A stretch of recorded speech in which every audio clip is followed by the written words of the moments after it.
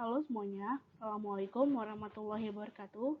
Bertemu lagi dalam pelajaran sosiologi hari ini, dan hari ini kita akan membahas mengenai pemetaan konflik, bentuk konflik, dan dinamika konflik. Jadi silakan disimak dengan baik ya. Pertama-tama kita akan membahas definisi dari pemetaan konflik. Jadi menurut Simon Fisher, pemetaan konflik meliputi pihak-pihak yang berkonflik dan aspirasi dari berbagai pihak. Pemetaan konflik merupakan cara untuk menggambarkan konflik secara grafis, yaitu menggabungkan antara pihak yang bermasalah dengan pihak lain.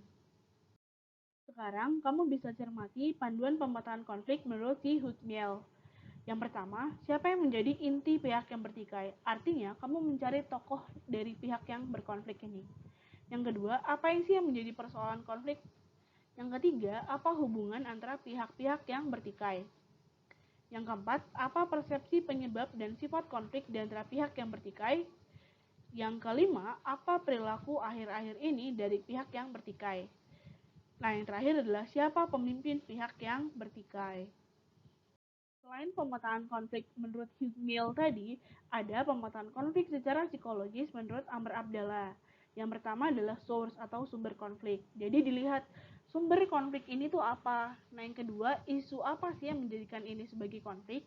Nah, yang ketiga adalah parties atau pihak yang ikut terlibat dalam sebuah konflik. Yang keempat adalah attitudes atau sikap. Yang kelima adalah behavior atau tindakan. Yang keenam, ada invention atau campur tangan pihak lain. Dan yang terakhir adalah hasil akhir atau outcome dari konflik tadi.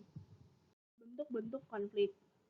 Nah, berdasarkan bentuknya, menurut Louis Althusser dibagi menjadi dua. Yang pertama adalah konflik realitas berasal dari kekecewaan individu atau kelompok terhadap sistem dan tuntutan-tuntutan yang terdapat dalam hubungan sosial. Yang kedua adalah konflik non-realistis, adalah konflik yang bukan berasal dari tujuan-tujuan persaingan yang antagonis, melainkan dari kebutuhan pihak-pihak tertentu untuk meredakan ketegangan. Berdasarkan bentuk konflik di atas, Forster membedakan konflik atas in-group dan out-group. Nah, kalau konflik in-group ini adalah konflik yang terjadi dalam kelompok itu sendiri, namanya juga in-group, artinya di dalam kelompok itu sendiri. Lalu, konflik yang kedua menurut Coser ada konflik out-group, yaitu adalah konflik yang terjadi antara satu kelompok dengan kelompok yang lain. Lalu kita bahas bentuk-bentuk konflik menurut Surjono Sukanto. Yang pertama adalah konflik pribadi. Artinya konflik ini terjadi antara orang per orang atau terjadi di dalam diri orang tersebut. Lalu yang kedua ada konflik rasial. Ingat, ras ini adalah berkaitan dengan ciri fisik dan warna tubuh. Artinya konflik rasial ini tadi berkaitan dengan ciri fisik dan warna tubuh seseorang. Misalnya konflik antara orang berkulit hitam dengan konflik orang kulit putih. Lalu ada lagi yang ketiga, konflik antar kelas-kelas sosial. Jadi ada kelas sosial atas, kelas sosial menengah, dan kelas sosial bawah. Paling mudah adalah misalnya contohnya adalah konflik antara buruh dan majikan. Yang keempat adalah konflik politik. Nah, politik ini selalu berkaitan dengan kepentingan atau kekuasaan. Artinya, konflik politik ini bisa muncul ketika orang-orang yang berada di dalam sebuah hierarki politik ini punya kepentingan yang berbeda sehingga bisa menimbulkan sebuah konflik. Nah, yang terakhir adalah konflik internasional. Konflik internasional ini adalah konflik yang terjadi antar negara. Selain itu, ada bentuk konflik menurut Ursula Leher. Yang pertama adalah konflik dengan orang tua sendiri. Artinya, view yang ada di dalam konflik ini adalah kita sebagai anak. Jadi kita sebagai anak melihat ada konflik dengan orang tua kita sendiri. Lalu ada lagi konflik dengan anak sendiri. Yang membedakan adalah konflik dengan anak sendiri ini adalah menggunakan kacamata dari orang tua. Lalu ada konflik dengan keluarga. Nah, konflik dengan keluarga ini adalah lebih luas dari orang tua.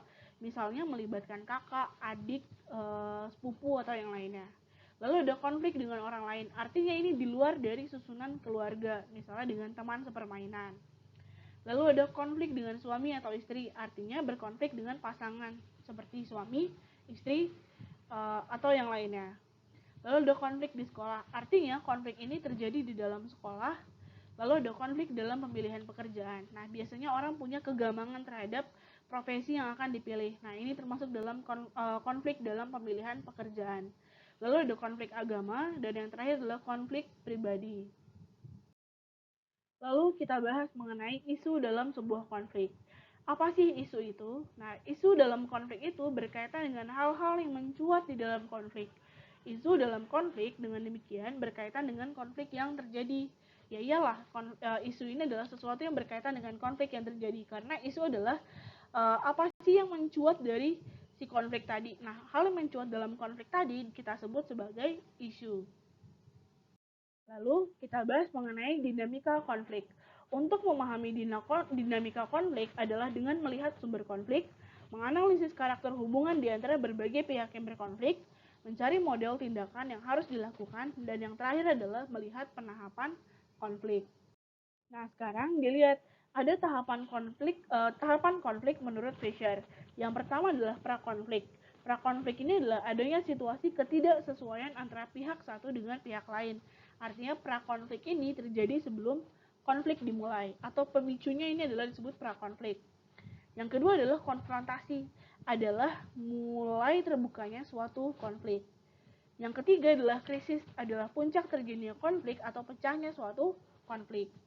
Nah, yang terakhir adalah pasca konflik. Yang namanya pasca berarti keadaan yang telah selesai dari konflik atau keadaan yang mengakhiri berbagai konflik atau konfrontasi. Pada tahap ini, hubungan antara kedua belah pihak mengarah ke keadaan normal. Sekian untuk pertemuan kali ini. Jika ada yang ingin ditanyakan, silakan dituliskan di kolom komentar. Terima kasih untuk atensinya. Mohon maaf atas kekurangan dari Miss. Semoga kalian bisa memahami. Assalamualaikum warahmatullahi wabarakatuh.